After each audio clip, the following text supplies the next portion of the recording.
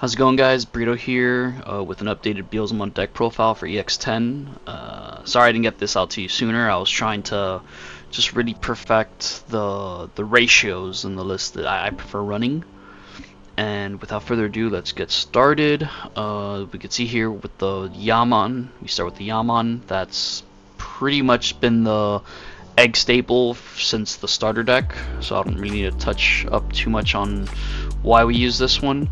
But for the rookies, I find that I really like the new imp, Ex10 imp, because of the start of main phase mill 2. It helps out a ton. Turbo trash. Before, I would like to build up in the back with like the BT10 Beelzemon stack with like the X lineup and then just swing and mill. But now with this guy, the Ex10 imp, I have a lot more plays where I'd prefer to sit on him in the back and then maybe do like an Iron Mako or a training in the front, and then promote and build up the line and keep turn, then swing with the Ballistamon. So I'll explain more about that as we continue on with the deck profile. But yeah, this imp, Ex10 imp, I prefer him at 4. We have the 1-up imp, Ex2 for the mill extender. I really like the BT19 imp. I prefer having him at 3, but deck space is really tight, so I prefer having him at 4. Deck space is really tight, so I only run him at 3. I really like him for his on play, because I like doing the high rolls where you swing the Ballistamon, you mill the Ex2 Beelze, and most times I have the Iron Mako in trash, so I go ahead and just play out this imp, and then it plays out the Iron Mako. So pretty much the BT19 imp indirectly buffs up Ex2 Beelze, just because now Ex2 Beelze not only just plays you an imp for free when it gets milled, but it also plays you a tamer for free. I want to say half the time. Mainly because sometimes I already have the 2 tamers out, so he doesn't play out the tamer. But anyways, I run him at 3, and then Imp X at 4. He's great for recursion, for his on-play when digi, and he's also great for his inheritable when attacking trash too. So that's my rookie lineup: 1 Ex2, 1 Ex10, 4 Ex10, 3 of the BT19 imp, and then 4 of Imp X. Then for my level 4 lineups, I have the 4 Promo Wizard, the 4 Wizard X, and then 1 EX1 Wizard. When it comes to the Wizard, when it comes to the Promo Wizard, that one's always gonna be a 4. I don't see myself ever bringing it down to anything less than that, just because it's the memory gainer. He could stack. He does a lot for the deck. Wizard X, I did try different ratios where instead of running the Wizard X, I ran the Witchmon, and I just didn't like it, so I just kept on with the Wizard X at 4. And now for this, the EX1 Wizard, this card is a little weird. It's a little weird in the sense where I don't see anyone else running him. Okay, so what does he do for the deck? So naturally he has retaliation as an effect, and then his inheritable is the easy part. It might be kind of hard to read on the screen, but I'll read it for you. Your turn, all your Digimon with retaliation gain rush. So what does that do for the deck? Well, previously I mentioned I really like the BT19 imp. So the EX1 Wizard enables certain crazy rush plays with the BT19 imp. They're a very good combo together. When it comes to Wizard, he can enable certain rush plays where instead of winning a turn or 2 later, you literally just win on the spot. I've been able to pull off so many crazy combos with the EX1 Wizard that, to me, I'm getting very close to saying that the EX1 Wizard is part of like my staple. Like I would always run him in a Beelzemon list. I'm getting very close to saying that, but realistically speaking, he is only as good as the amount of BT19 imps you run. If you don't like the BT19 imp because he doesn't just do enough for you, then the EX1 Wizard just is not worth it. He's only worth it if you're running the BT19 imp at like 3 to 4. Take a step back to the rookie lineup. I also am not running the BT6 imp, the one that on play you pitch a card to grab a 7th grade Demon Lord or 3 Musketeer. He's really good for recursion, and I've learned to play without him. I first tested out these rookie ratios, except with a one of BT6 Imp, and as much as I like the BT6 Imp, I've learned to play without them. So I've kept on with these ratios to maximize my potential of using them. So I took out BT6 Imp. It's just not needed. Alright, back to level 4s, 9 level 4s. So the EX1 Wizard, it's fine as a 1 of. If you want to run it as a 2 of, I think it might be a little overkill, because he comes up a lot late game when you're trying to get that one extra swing for game. Kind of some plays you can make is, let's say the EX1 Wizard is on a Ballistamon or Beelzemon stack. You swing with the Beelze, you mill through, either you stack an EX2 Beelze or you just naturally mill it. So you spawn out the Rush Imp, and then you could not the Rush Imp, but the Retail Imp, and then afterwards you can just Evo on him with Imp X. And since you have the EX1 Wizard in that first Beelzemon stack, this Imp with the Imp X already gains Rush, and you literally had to just commit like 0 memory to that. There's other plays where I just spawn out this Imp, I Evo into the Wizard, then Wizard X, but that requires 2 memory. So that might be a little harder to pull off, but it depends on the board state, really. I've also had game states where I started off with 0 bodies on board, and then I ended the game that turn with 2 of these guys on board that have digivolved into the Beelze Ace.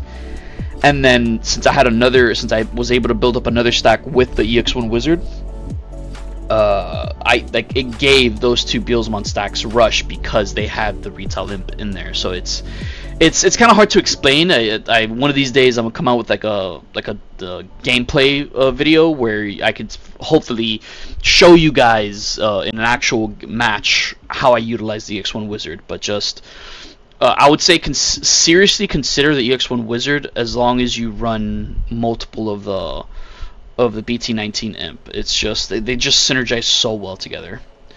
For the Balmons, I once again favor the BT10 ball, and I'm also running the new ball. The new ball is just kind of a mixture of the BT10 plus the starter deck ball. He has the on play when Digi, mill 3, then if you have 5 or more cards in trash, you gain reboot blocker, which does come up a lot, and then he just naturally has the on deletion with this Balmon.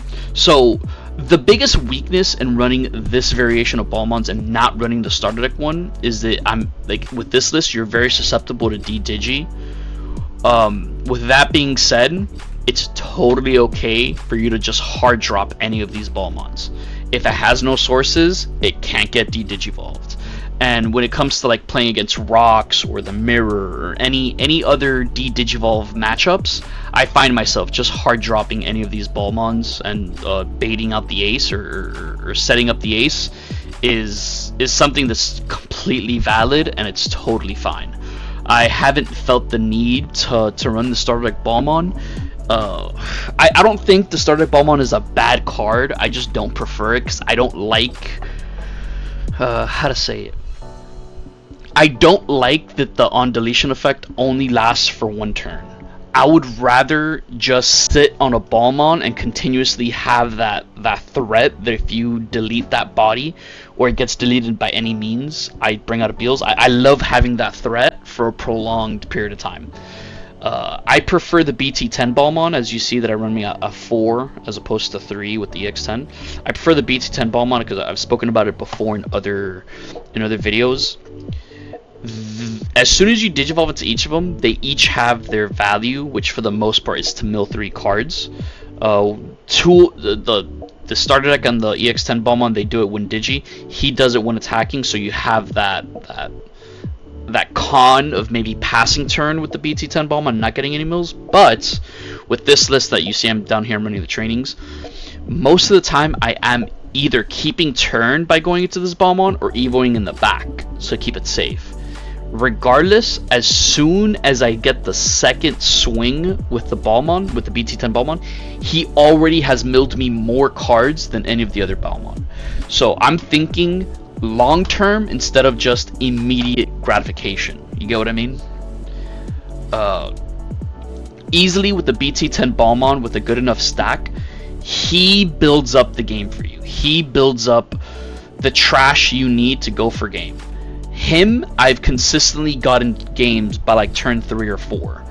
Just because I was able to swing a second or third time to fill up the trash to 20 to 30 cards. Like I find that the BT10 Balmon is more valuable than what people give him credit for. And if you're watching this deck profile, I will strongly encourage you to consider the BT10 Balmon to have as a higher ratio than the other Balmons, just because you should want to be seeing him more, especially in the early game. So yeah, 7 Balmons. I like the ratio of having 7 because I want to see these early game. Once it's late game, when you have 20 or more cards in trash, you don't really build up a line after that. You could just warp into the ace. So now moving on to the level 6s, we have Ex10 Beelze as a 1-of. He's the Rush Beelze, also the first Beelzemon we have to de-digivolve. I did consider, well, let me get through the rest. So it's 1 EX6, 2 EX2 Beelzemons for the Imp Spam, 2 Beelze X, and then 3 of the Beelze Aces. I don't think it's a hot take to say Beelzemon Ace is probably the best Beelzemon we have had ever.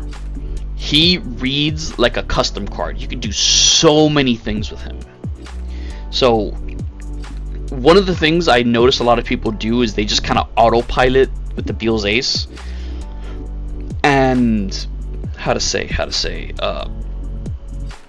when it comes to the stacking and milling, people forget that they're 2 separate effects. To stack, you de-digi 2. To mill, you pop something. So a lot of people just autopilot, and they're like, oh, I'm just gonna stack 2 memory gainers and then mill them, gain the memory. Sometimes that's not always the best play. Sometimes it's better to mill 2 first, to pop one of the digi, and then stack 2 cards afterwards, because then, let's say you have a really bad hand, and you're missing a rookie. Well, let's ace on my opponent's turn, mill 2 first, and then stack a rookie, maybe even a little 4, because like that way you fix your hand, you fix your draws. And I think a lot of the skill expression with Beelzemon nowadays is how well people utilize the Beelze Ace. So another thing I want to encourage you guys to do is not don't just autopilot with Beelze Ace. Really analyze the board, analyze your hand, and see what is best. Do you want to stack first, then mill? Do you want to mill first, then stack? Do you want to just stack 2 memory gainers to mill them to gain 2? Or maybe do you want to stack, maybe you can clear the board. Maybe you stack 2 EX10 Imps, because when they get milled, they pop level 4 lowers. Sorry for that little cut, but just to get on through with it. So the Beelzemon Ace, it's a card that I think the skill expression will be shown on how people utilize the Beelze Ace. So when it comes to the EX6 Beelze, since I'm running 1, 2, 3, 4, 5, 6 Beelzemons, targets for your Balmons, the space was kind of limited for what other Beelzemons I could use. I was torn between EX6 Beelze or Starter Deck Beelze. And even though I really like Starter Deck Beelze because he's someone that can go through a lot of damage really, really quick, I find that the instant gratification of your Balmon dying, spawning out the Rush Beelze, having him attack again, I feel like for an aggressive deck, how this deck is made to be, the instant gratification of being able to swing again on the same turn, I think is a lot better with the Ex10 Beelze than the Starter Deck Beelze. Even though the Starter Deck Beelze can be used as like a jack raid on legs to extend your turn, but for the most part, it's the EX6 Beelze has come out to be my favorite Beelze for this. Between the Starter Deck Beelze and EX6, I prefer the Rush Beelze for this list. Going forward, just simple. 4 Starter Deck Iron Makos. It's literally the only Iron Mako you really need.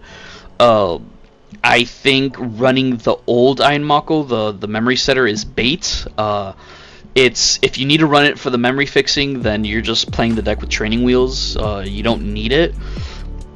Sometimes it does hurt to get choked, but you could always play the deck in a way where you can mitigate that danger, I guess you could say. The newest Iron Mako, the one that could warp when you have 20 or more cards, it's good and all. It can make it so you can warp into any Beelze, but with Beelze Ace having the black text box, you don't need that. You could just warp. You could blast on an imp for when you have 20 or more cards. You could just warp very easily. You don't need the Iron Mako anymore. So just for the starter deck ones, you're totally fine. 3 Death Slinger, 3 rivals. This is probably had to be one of the hardest cuts I had to make. With Beelzemon Ace being able to restack and then mill again, it makes it so that the rivals, you could always just pop it. Like, let's say you pop it, get a Beelze Ace, digi into the Beelze Ace, you could then restack that same rivals and mill it again, just so you can have it later on in the game. And I find with being able to re-mill things, like just mill the same things you've milled over and over again with the Beelze Ace, makes it so you can get away with dropping rivals down to 3. And even though it was the scariest cut I had to make, I have not regretted it. It's made total sense. And then lastly, 3 trainings. In the past, I've hated running the trainings. Hated. But now, with how the deck profile is being run, with how the deck is being played, it makes a lot more sense now, since I want to not just build up in the back into a BT10 Ballistamon like I used to. Now I want to promote Ex10 Imp, mill 2. So if I have, like, my preferred starting hand has to be Ex10 Imp, Wisdom Training, Iron Mako, and then maybe like a Imp X, Wizard X, and or Balmon. I want to have each one of those cards in my hand, whether I draw into them or I search them using the searchers. So I want to end up on my turn 3 maybe, turn 2. I prefer going second. When my opponent passes me, let's say they pass me to 2, I Ex10 Imp in the back, training, and then put my opponent to 3 with an Iron Mako. On the next turn, I reasonably guarantee that they even if they put me to 1, I can reasonably guarantee that I can still keep turn by going into the BT10 Balmon, and by climbing up and milling as I'm climbing up now, I get up to, I think I did the math, it was like 15 cards in trash off like going up, because it's like EX2 Imp, start a main, mill 2, evo into Imp X, evo into Wizard X, mill 2 more, so that's 4. Then you go into the BT10 Balmon, you swing with the BT10 Balmon, that's plus 3, so that's 7. Mill 2 more off Wizard X, that's 9. Mill 2 more off Imp X, that's 11. And then mill 2 more off Yaman, which is 13. And you pop the training, and if you mill the EX2 Imp, you mill a lot more. So already off that 1 stack, you're just a few cards shy of the 20 off your first attack. And that, to me, is super crazy, because once you reach 20 cards in trash, like, that's it, you can go for game, no matter how many security your opponent has. I've gone for game at 5-6 security with just 20 cards in trash, so it's crazy. So now that's why I'm a little bit more, that's why I like a little bit more the trainings now, and I prefer running them at a higher ratio instead of just running them at 1 or 2 of. With this deck, you end up milling a lot more than you draw. So having the trainings at a higher ratio kind of helps you draw into them early to utilize them early. And if you draw into them late game, well, then they're just pitch targets for impacts. So yeah, that's my deck profile. Let me know what you guys think in the comments. I will try to have, I'll try not to be lazy and have deck gameplay videos for you in the future. Probably record some locals. So yeah, let me know what you guys think. Take it easy.